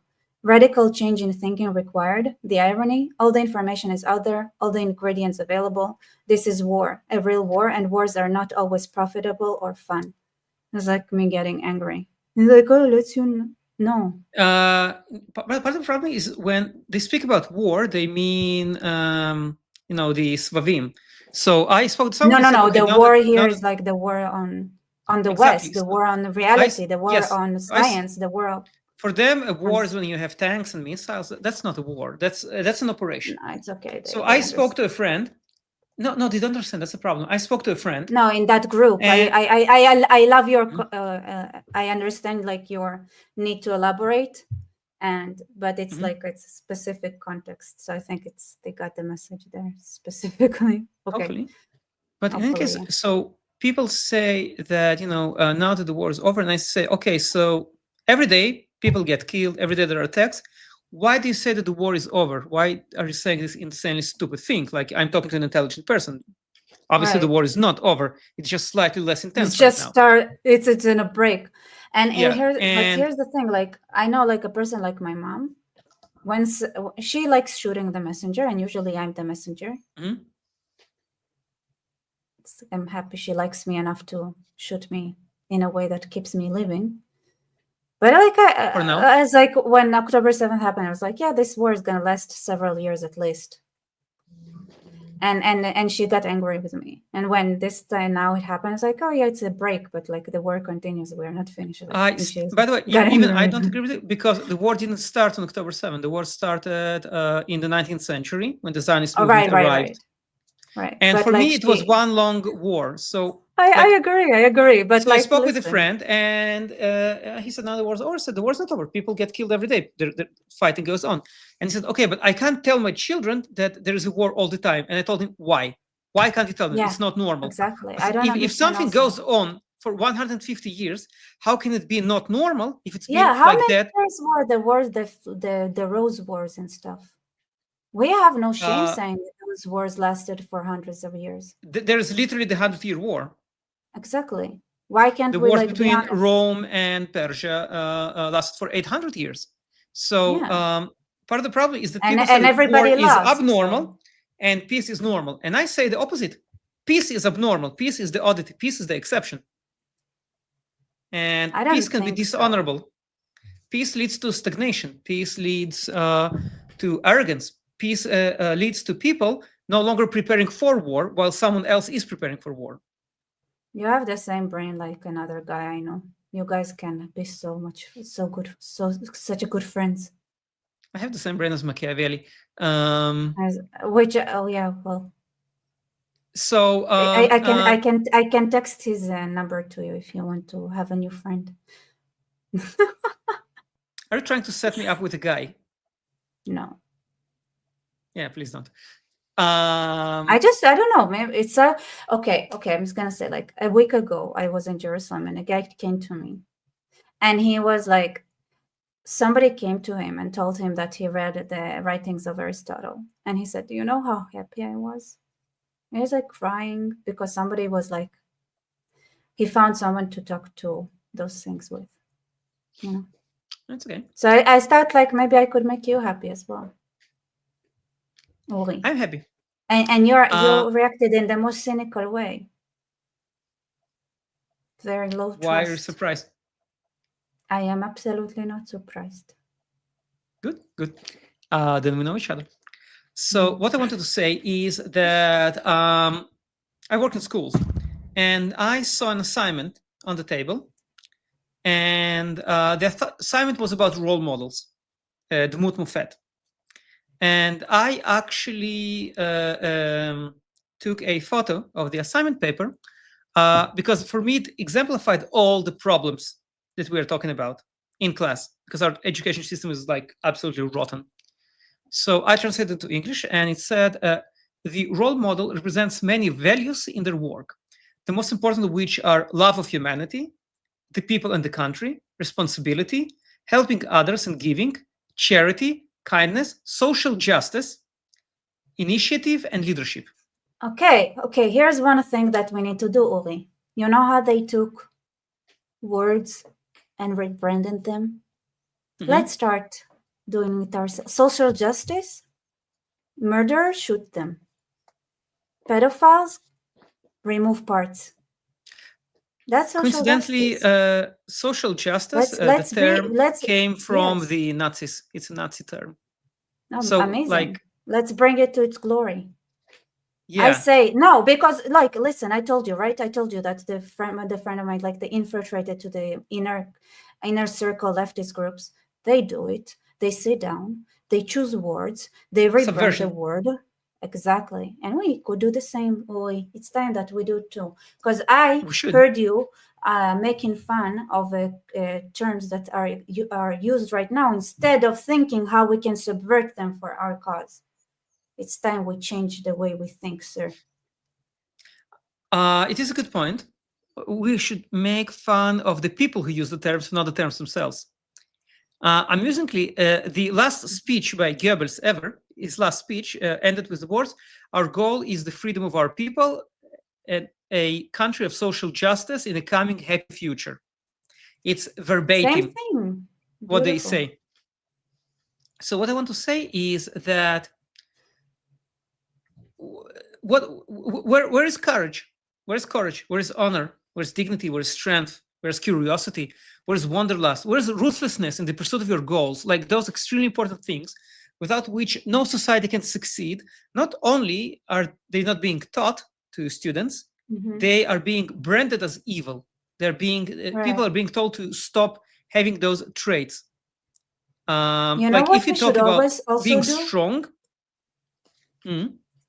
we should reach out to the female, like what kind of like dating advice people, and like bring the don't like make sure that a guy that doesn't show heroism isn't getting laid ever kind of system. I see all these kinds of movements, but as a woman, do you decide who you sleep with based on their politics or based on your attraction or some combination of both? Oh my God, politics is definitely something that goes like can kill a person. Attraction and politics. You cannot only have one. Come on. It's not a guiding question. I like legitimately asking you. Attraction is the basics, and then on top of that, you need to a person with like functioning brain, I guess. So I think that perhaps men who don't have those manly qualities, by definition, will be less attractive to a woman who has those ideas and those. In some way, it's an instinct. Like now, woman can be brainwashed to do whatever, to sleep with whoever they are being told to. So we need to brainwash them to only sleep with. You think so? Guys. Yeah. And I can say that, you see, because we have like this discriminatory system going on here in this channel. That's Shana, thank you, by the way. Yeah, exactly. That's what I'm elaborating. I see your question mark, and I said yes, exactly. We are discriminatory here. So there are things that some can say and others cannot. Because like throughout the entire human history, these were the qualities which made men attractive to women. Being strong, being brave, being adventurous. This is what made women attracted to men.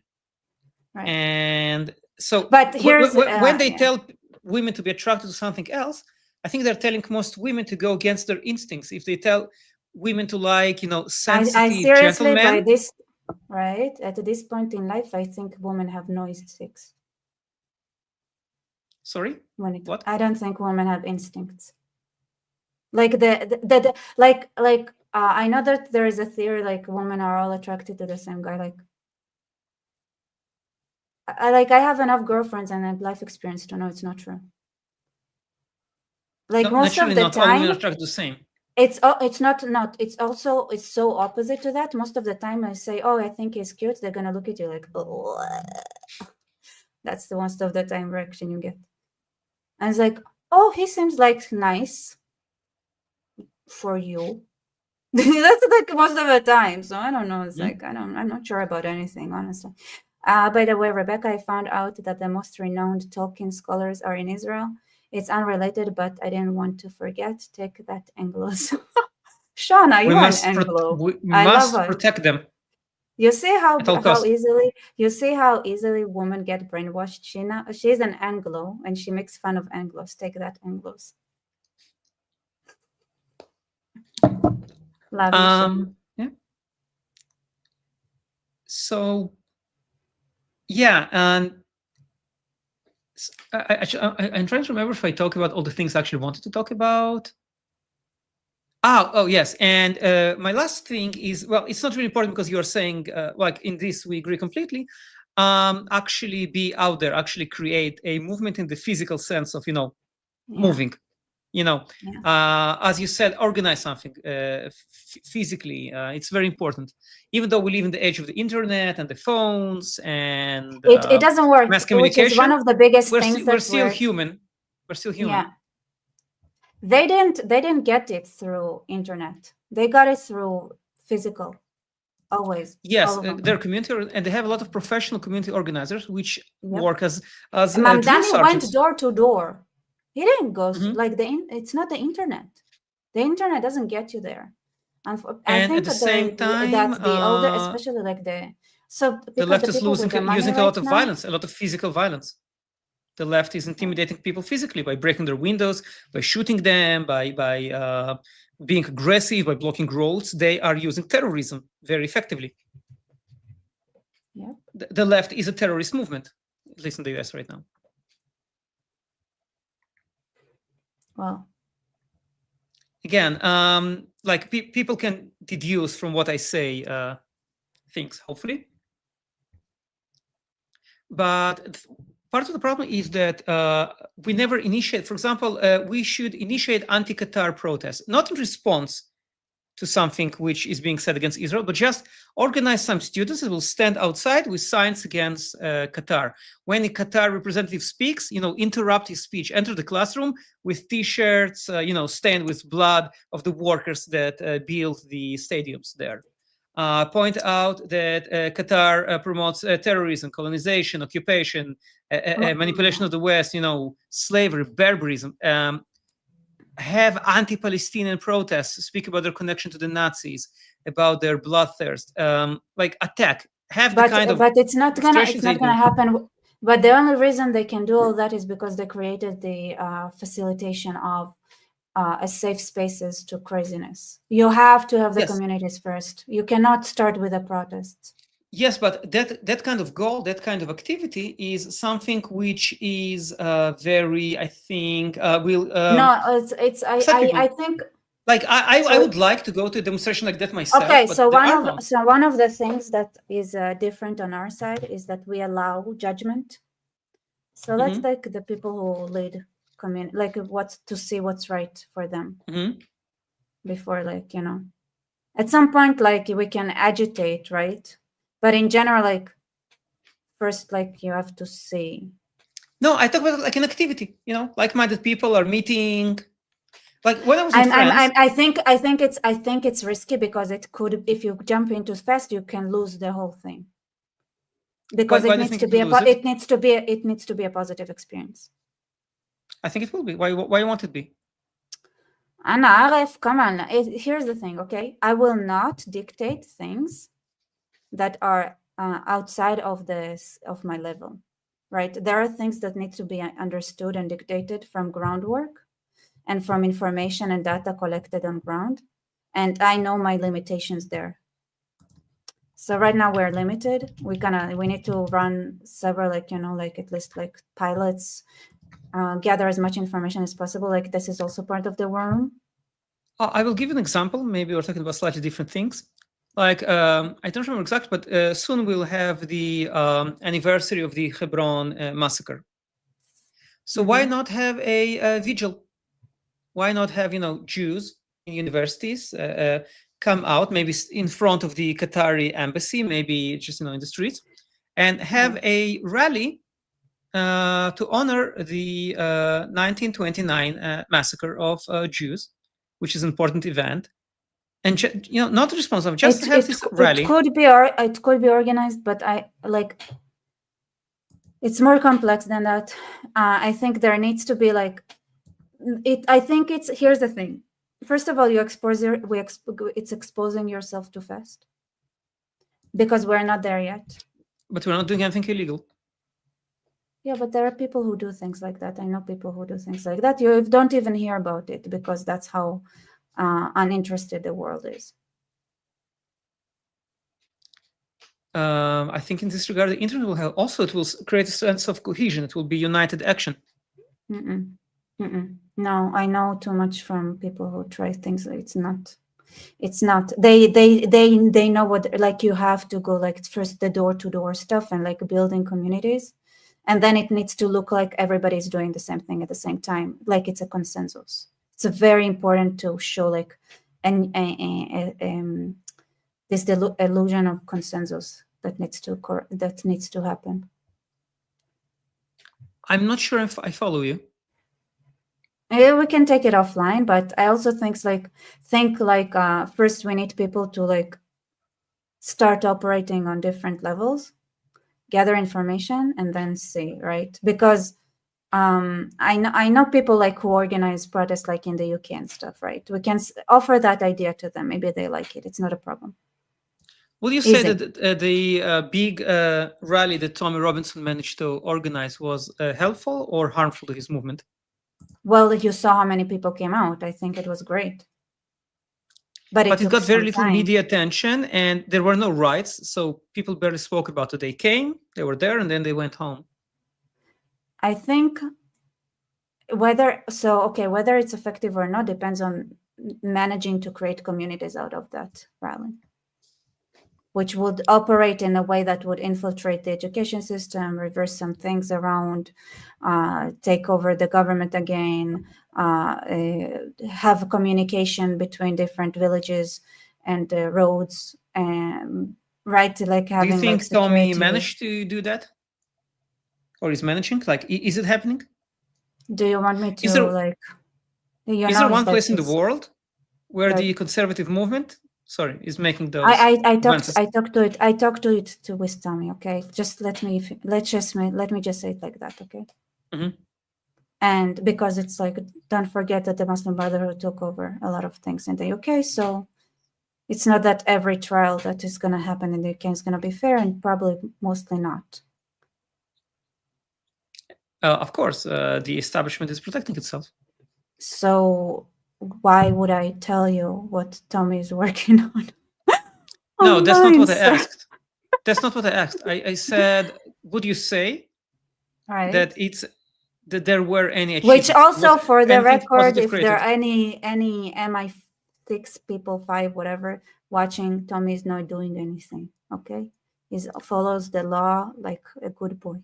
Like, is there anywhere in the world where you would say that the conservative movement managed to create those street-level communities?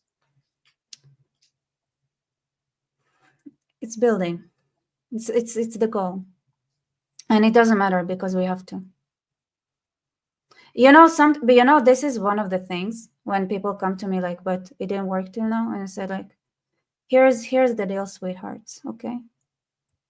Now you have a gun and a timer. You either do it or you get raped to oblivion. Choose. That's what I tell them. Like, if anybody's okay, then die like a dog, because that's where you're going. If that's the kind of life you want to have, fine. Die, humiliate yourself. I don't like whatever. There are certain directions which we don't want to discuss online. Yeah. But hopefully people who are listening to this conversation will be able to deduce them. Mm-hmm.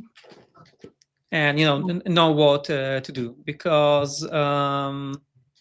in some things we're gonna say right now, right? There is an element of trust. Just trust.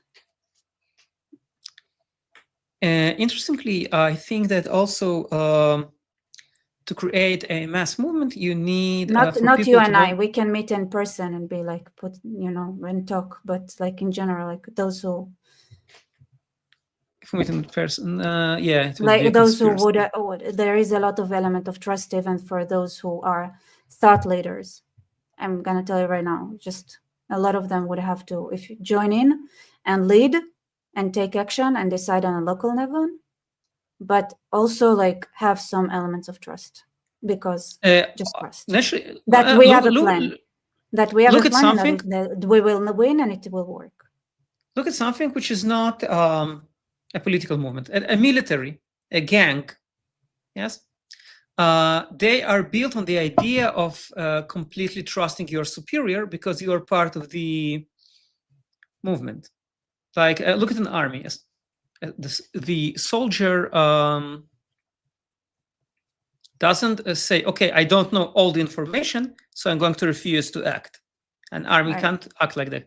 A soldier, because he wears uniform, because he has the same haircut, because he is like everyone else, he erases the self. and he becomes part of this huge body. So that's completely normal. But That's not erasing if the it was individual. true for the Israeli army, we would have all died on October 7th. Because the establishment was rotten, but because the generals are rotten. In Israel, if it was completely untrue, then we would not have an army at all. An army requires people to so you always be need irrational to some degree. So that's for the example, thing. It's super important when we communicate. Jews in Europe were incapable of united action, but Jews in Palestine were capable of united action. So this is a very important difference to keep in mind. Like the Jews in Palestine had back then the capacity for united actions because they were true believers. They had a mass movement. Jews in Europe did not. They were individuals. And as we said, people who have a lot are incapable of fighting because they're afraid of losing it. People who have little are capable of fighting because they believe they can gain a lot. Exactly. So in this regard, at that point, I nicely explained to people that they're going to get raped or they do it. And if they don't see it, they deserve getting raped. Believe me, it's very effective. For to have the capacity for united and actions, especially men, they're not alone. And because they don't discriminate. It's a lie. They rape people need to know that they're not alone. That they're not a bunch of individuals, but they're part of a movement. Exactly. It's true. It's one of the most because a bunch of an individual, if you have like 10 people who don't know each other, they're not effective because they can't rely on each other. They're not capable of united action. But that's not something you can do, by talking online. So that's, outside the scope of this video. I want to talk about people. But for the record, right? They don't need us, right? Whoever is watching, go fucking out, gather people, start gathering, just meet up once a week. I don't know, have a makrameh or some kind of a reading club, because this thing can be whatever thing works. Because once you have this gathering, you can repurpose it. So just see if you can even gather 5 people for any cause you can think of at all.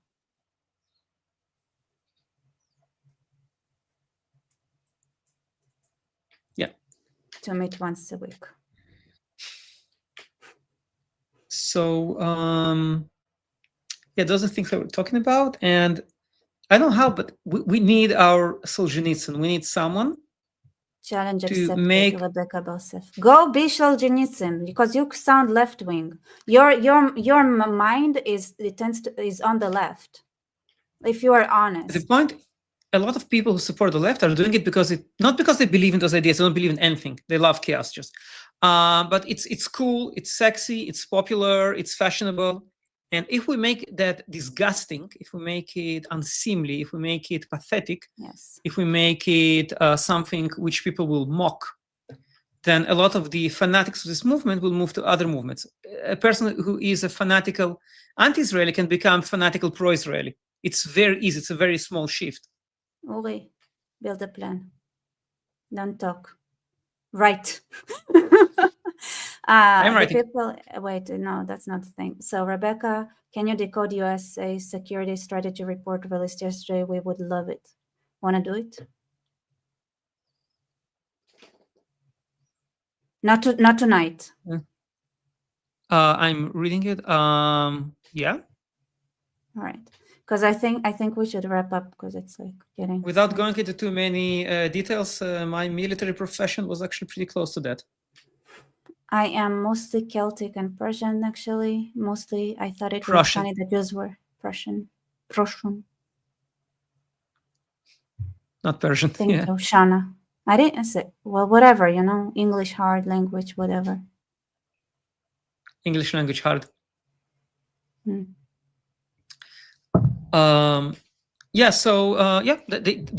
are no. What taking up my challenge doesn't make you a lefty. It doesn't make you a lefty. I'm making fun of Uri that has a little bit of a left oriented brain. I think only in the sense that I am prone to radicalism. Yeah, I'm not a natural conservative. You're but not a natural conservative. I have more in Or common. I think like or a natural liberal. It's true.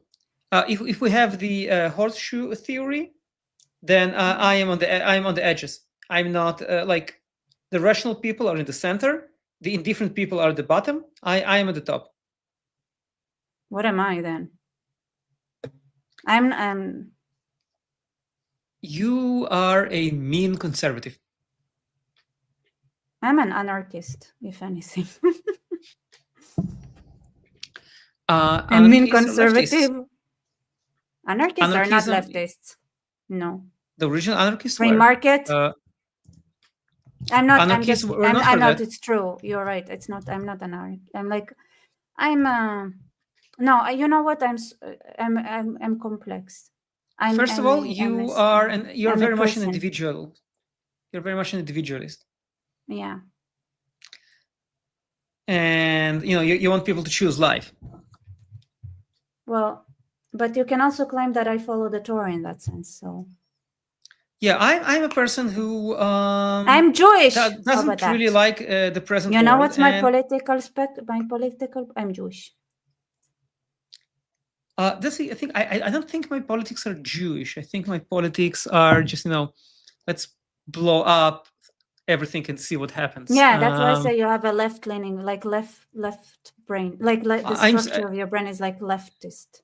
I am certain. Yeah, I think that's also why I'm more against the left. Why I'm more critical, because it's more intuitive to me. I understand our enemy better because I have a lot more in common with the enemy. I probably have more in common with Hamas than with the average liberal, enlightened Israeli. In the sense that emotionally, I understand them better than I understand the people. Than I understand, for example, the people in Kaplan. Because they're the same as Hamas, though. What's there to understand? No, I think it's where those exaggerations are becoming lies. We are who we are. Yo, Uri, I'm Rebecca. So it seems. But what I was about to say is that I understand this anger, I understand this frustration, and I understand why people are angry. I'm not telling them they're wrong to be angry. Like the kind of people who are attracted to either Mamdani or Fuentes, they're right to be angry. And they're not angry because they're poor. They're not angry because they're being discriminated against. They're angry because they do not see perspectives in life, because life does not offer them anything good. And I understand this frustration. They're angry because their self-worth was built upon whatever they deliver. And not for just. They are basically creatives who do not create. They're creatives who do not create. I think for a long time, you talked about the gap, right? The fear of failure. Mm-hmm. So there are like people who are expected. The world was expecting everything from them, but in doing so, like they took away their inherent self-worth. Oh, there was something I wanted to tell before we move apart. It's I started saying it earlier about the experiment. So in workplaces, in some societies, you can increase productivity by giving bonuses to more successful workers. So if someone works harder and better, you pay them more, and people are motivated to put in more effort. And this was attempted in what we call third world societies. And it resulted in a decrease in productivity because it created an atmosphere of paranoia, distrust, and just people became very bitter and started sabotaging each other. What did work? When you rewarded teams for the entire team being more effective, because for those people, a sense of brotherhood and a sense of equality and a sense of the tribe was much more important than individual success.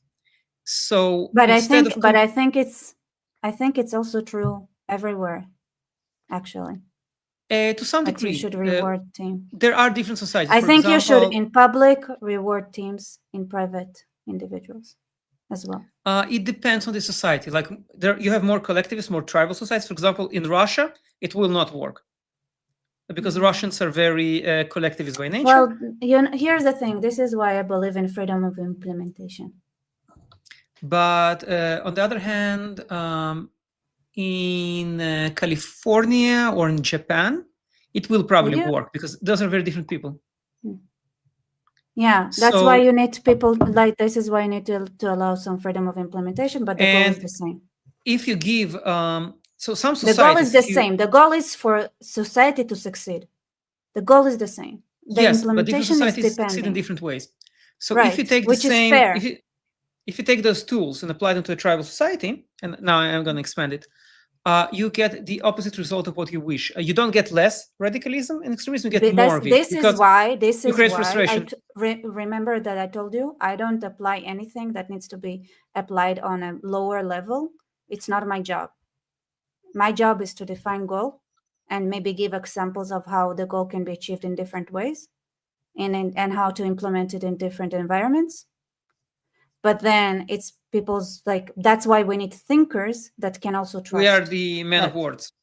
Yes, we're not the men of action. We're the men of words. We are no, the but in our words, don't chew too much. I do think it's something important to consider. I'll just give you an example. For example, they're talking about reconstructing Gaza. And I hear from them that they want to basically introduce a free market and everyone will work and be rich and stop being extremists. In reality, if you do that in Gaza, you will create something which is unpleasant for them, something which is frustrating for them, something which is humiliating for them. And then they will become even more extreme because someone will tell them, okay, so that you're unhappy in that system, follow me. I don't know I will how much free you more from extreme freedom. You can. I don't think you can make them way more extreme, but sure. No, they can't become more extreme. They can continue being extreme. But what I'm saying is that in that atmosphere which you create, it will help maintain the extremism. On the other hand, if you maybe had small groups and talk to them as groups, not as individuals, maybe that could make a difference. That is why Soviet colonialism was in many ways more successful than Western colonialism, because the Soviets intuitively spoke better to these societies because they were collectivists themselves. While what the English and French offered. But I think they also did a better translation job. In what sense? To the local, and they went checked the local culture, and they took the elements in the local culture that served the goals that they had. Because they thought in terms of talking to the local culture, not talking to the local individuals. Because they understood that for those people are collectivists, they're tribal. And that is why Soviet colonialism was more stable. And notice that no one ever talks about Soviet colonialism. Can I say something? Because it was so natural. I think the West is a lot less individualistic than what I think it is. In what sense? I think that there are cultural elements that you need to apply the same way in the West as well. This is why the USSR managed to infiltrate the West as well. I think they found the people who were unhappy with the individualism and helped them stop being individuals. But they took advantage of. They managed to create that, right? So they took advantage of the local culture. They learned it and they used it as well. Because the local culture didn't work for a lot of people. The new kind of culture. Oui. I think that Nazism was born. Uri. Don't convince. First of all, let me make it clear, okay? Uri is here. He just likes playing the devil's advocate. Those cultures suck, and they suck. That's it. You can improve the Western culture, but you need to burn and destroy all those ideologies, like Islam, communism, and Nazism. Okay? Thank you. Absolutely. And that's it. Let's wrap it up. All right, everybody. Okay. Thank you so much for being here. Good night. It's time. And time. And build groups and let's see what you can achieve. If I discover that my followers are and your followers are just a bunch of losers, I'll be very disappointed. So I cannot wait to meet and see your achievements, everybody. Hey, we are each other's followers, so at least there is that. We're losers too. Okay. Bye, everybody. We have our moments. Okay? Oh, we have a moment when we stop. Yes. All right. Thank you so much, everybody.